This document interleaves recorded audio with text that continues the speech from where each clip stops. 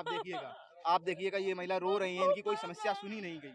तो इनसे इस विचार में क्या बोलना चाहेंगे आप? इनसे मैं ये कह सकता हूँ, मेरे लाल बंगला महाराजपुर विधानसभा के विधानसभा अध्यक्ष सतीश माना जी हैं। उनका कार्यालय सुबह 10 बजे से लेकर 2 बजे तक खुला रहता है। उन्होंने भी हमारा कह दिया कि अभी वहाँ ये नहीं महिला रो सुना। रही है, जैसे कि माननीय योगी जी से मिलना चाहते हैं, इनके साथ में बहुत बेटी के साथ में गलत हो रहा है, लेकिन अभी तक कोई न्याय नहीं मिला है। इस बारे में क्या बोलेंगे आप? उसके लिए जन सुविधा केंद्र आपका मोती झील में खुल गया है। घर हड़प लिया है। भूमि माफियों ने घर हड़प लिया। हाँ, हाँ, फिर? ओमवीर सिंह ने और मनोज सिंह ने 12/5 को मेरा हड़प लिया घर, और सीओ विकास पांडे ने सपोर्ट किया है।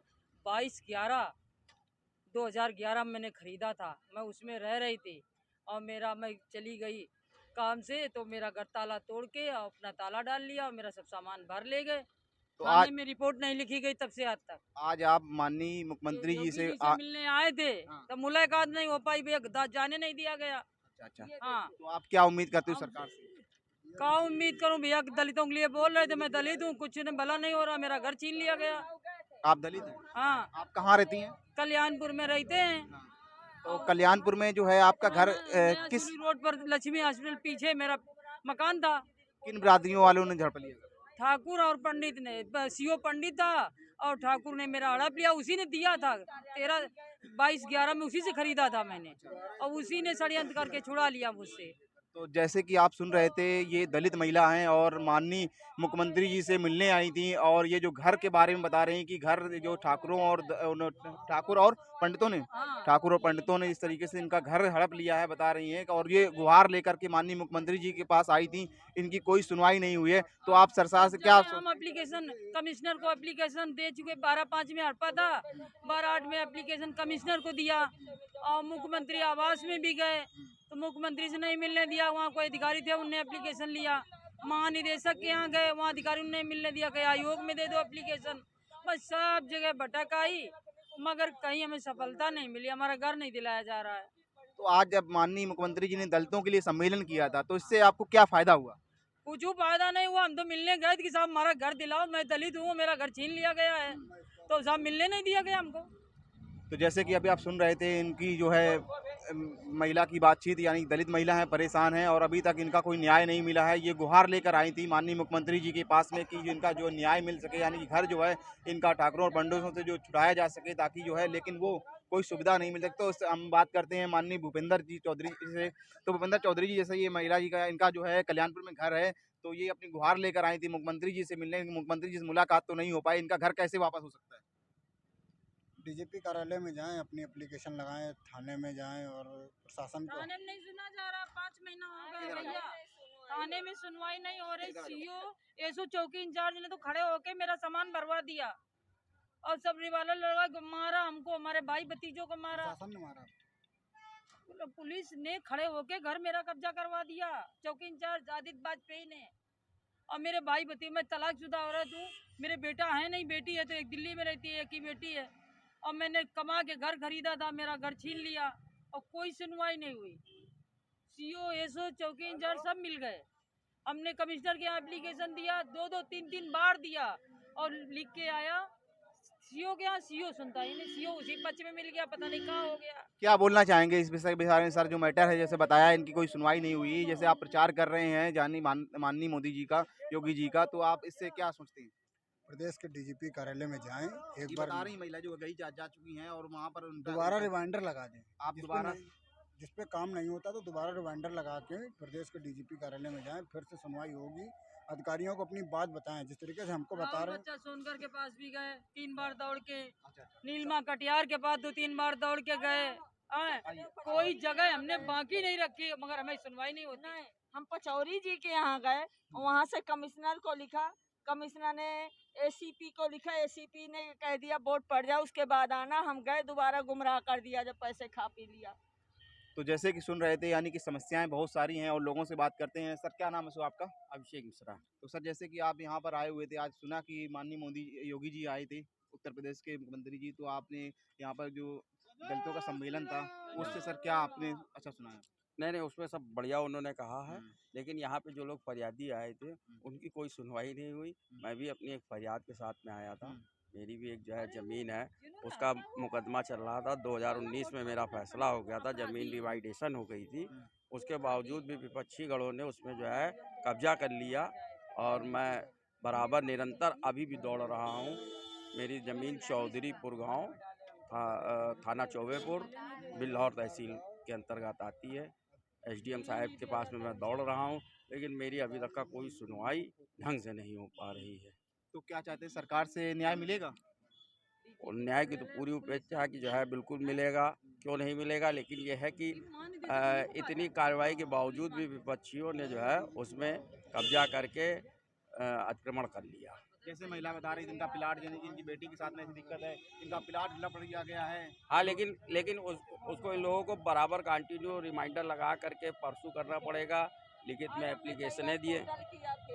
जैसे कि सुन रहे हैं सर, क्या नाम आपका? मेरा नाम दीपक निषाद।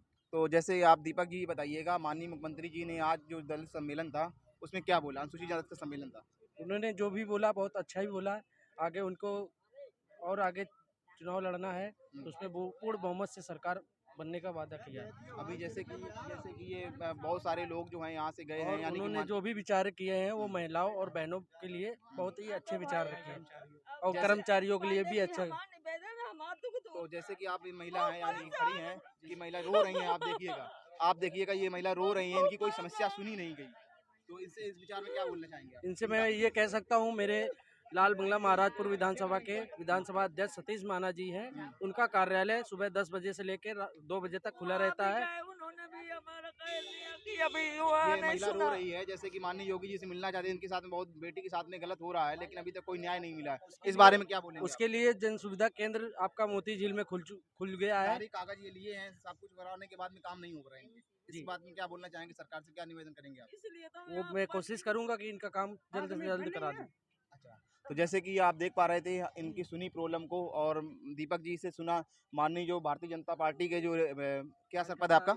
युवा मोर्चा कार्यकारिणी सदस्य। जो इनका युवा मोर्चा कार्यकर्ता सदस्य हैं, और आप सुन रहे थे इन लोगों की, यानी कि हमने देखा, अभी दिखाया सभी लोगों को, और ये जो है इनकी सुनवाई महिला की नहीं हो पा रही। तो इन्हीं नेताओं से और इन्हीं सभी लोगों से निवेदन किया जा सकता है कि मीडिया के माध्यम से अपने कर रही है, ताकि जो इनको न्याय मिल सके। बहुत जगह घूम चुकी हैं, और जैसे कि अभी आपने कुछ देर पहले सुना, एक महिला का घर हड़प लिया गया था, लेकिन वो कोई उसकी सुनवाई नहीं हो पा रही। तो 2000 आने वाले 24 में किस तरीके से माननीय मोदी जी और योगी जी मिलकर के डबल इंजन की सरकार दोबारा से बना पाएंगे, अगर इस छोटी से मुद्दे हल नहीं हो पाएंगे तो आगे चल के किस तरीके से काम हो पाएंगे। और इनके आंखों में, महिला के आंखों में, महिला में सशक्तिकरण की बात करते हैं और महिलाएं ही रो रही हैं, तो आगे चल के क्या होगा?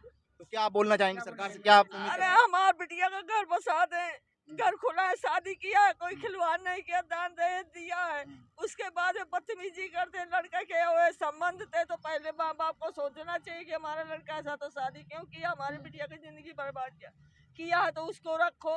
अरे वो न चोर है, न बाचार है, न कोई बीमारी, तो क्यों नहीं रखते हो? गलत प्रश्न कर रहे हैं।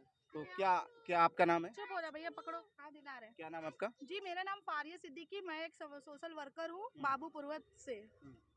और हमारी समस्या ये है कि हमारे पास पीड़ित महिलाएं आती हैं, तो जैसे शिकायत करने तो हम उनको न्याय दिलाने के लिए जाते हैं। जब न्याय दिलाने के लिए हम फरहा, परवीन और अहमद के घर गए तो उन्होंने हमसे छीना झपटी करी, मारा पीटा, और उनके पति ने अमानवीय व्यवहार करा और दुष्कर्म करने की पुरजोर कोशिश करी। उसकी पत्नी ने अंदर से दरवाज़ा बंद कर रखा था। जब मैंने फ़ोन करके अपनी दूसरी महिला को बुलवाया, जब उसने दरवाज़ा खटखटाया तब उन्होंने दरवाज़ा खोला। उसके बाद जब हम थाने जाते हैं तो वहाँ से भगा दिए जाते हैं, क्योंकि फरहा, परवीन और अहमद बोलते हैं कि हम मादक पदार्थ सप्लाई करते हैं और थाने वालों को हफ्ता देते हैं। आप योगी जी के पास जाइए, मोदी जी के पास जाइए, कहीं भी आपकी सुनवाई नहीं होगी। और ये बात सच साबित हुई, क्योंकि जो महिलाएं जाती हैं FIR लिखवाने, तो फरहा, परवीन और अहमद के खिलाफ कोई भी FIR दर्ज नहीं करी जाती है। और ये की जाती है तो धाराएं वो नहीं लगनी चाहिए जो धाराएं लगनी चाहिए, क्योंकि मेरा पैसा उसने हड़प किया 45,000 रुपए। मैं आज अपने बच्चों के एडमिशन का फीस नहीं भर पा रही हूँ और उसके हाथ जोड़ रही हूँ, पैर जोड़ रही हूँ, देख मेरे बच्चे की फीस नहीं जमा हो पा रही। कह रही तू जहाँ जाना जहाँ जाए। उसका पति बदतमीजी करता है कि तेरे साथ मैं गलत करूंगा, तू मुँह दिखाने के काबिल नहीं रहेगी, मेरे दरवाजे ना आना। मैं डर के मारे उसके घर भी नहीं जाती हूँ। मैंने थाने में FIR, जब मैं जान देने जा रही थी, कौन सा थाना आपका? बाबूपुरवा, मैं अपने बच्चे को लेके जान देने जा रही थी, गंगा बहराइच में कूद के, तो फारिया सिद्दीकी और अजरा ने मेरी मदद की, थाने वालों को बताया तो उन्होंने फिर मेरी जान बचाई। चाहिए, फिर FIR लिखा, लेकिन जो FIR में धारा लगनी चाहिए उन्होंने वो धाराएं नहीं लगाई है। मेरा पैसा कैसे मिलेगा? योगी जी, बस योगी जी तक मेरी फरियाद सुनवाई जाए, मेरा पैसा दिलवाया जाए ताकि मेरे बच्चे का भविष्य बन पाए। तो क्या आप सरकार से क्या उम्मीद करती हो, यानी कि जैसे आप आई थी यहाँ, सरकार से आपसे कोई सुनी? आज मैं आई हूँ फेस टू फेस, मैंने योगी जी को देखा, मुझे विश्वास है कि योगी जी जो लोग बोलते थे वैसा नहीं है। योगी जी बहुत अच्छे इंसान हैं और मुझे उम्मीद है कि योगी जी से मेरी उम्मीद पूरी होगी, मुझे उम्मीद है। हमारा भी पैसा उसने फिरदौस बेगम। आपका क्या दिक्कत है?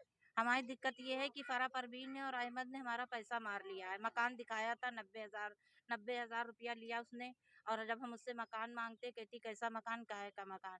और जब मांगने जाते हैं हमारे मियाँ दोनों लोग जाते हैं लेने के लिए तो धक्के मार के बाहर निकाल देती है। हमारे शौहर को बहुत गंदी गंदी गालियाँ बकती है, कहती हमारी 6 बेटी हैं, कहती तुम्हारी लड़कियों को बदनाम कर देंगे। ये भी बाबू रोक मैटर है? जी, ये भी बाबू उसी महिला का है जिसने BC का पैसा मारा है, उसने हमारा भी मारा है। और जब मांगने जाओ तो कहती है कि जो करते बने कर लो, चाहे थाना पुलिस चौकी जो भी तुम्हें करते कर लो, हम NGO से जुड़े हुए हैं। तो हम डर की वजह से हम ज़्यादा बोलते नहीं। जब किसी को अपनी मदद के लिए लेते, ये हजरा नूर है फारिया को लेके जाते, तो इन लोग के शौहर के ऊपर रेप का और उनको जो है बहुत उल्टा सीधा उनके चोरी का इल्ज़ाम लगा देती हैं। ये कौन लगाता है आरोप? ये फारिया बेगम, फरा परवीन।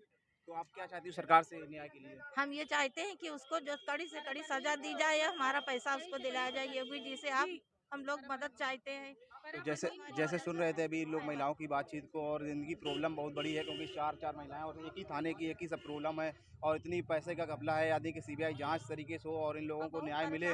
और ये सभी लोग अपनी अपनी प्रॉब्लम को लेकर के आई हैं माननीय योगी जी से मिलने के लिए किदवई नगर महानगर कानपुर में। और अभी सुन रहे थे और लोगों से बात करते हैं। क्या आपको क्या बता रही थी? जी, मैं समाज सेवी महिला हूँ, हजरा नूर अंसारी, और हमसे 200 महिलाएं जुड़ी हुई हैं। हम स्वयं सहायता समूह चलाते हैं, और अगर हमसे कोई पीड़ित महिला मेरे पास आती है, अगर हम उसका साथ देते हैं, पता करते हैं, तो लोग उल्टा हमसे न लड़ करके मेरे हस्बैंड के ऊपर गंदे गंदे इल्ज़ाम लगाते हैं। 354, 376, 502, 504, 506 मेरे हौसलों को तोड़ने के लिए ये सब हमें झूठे इल्ज़ाम में फंसाया जा रहा है।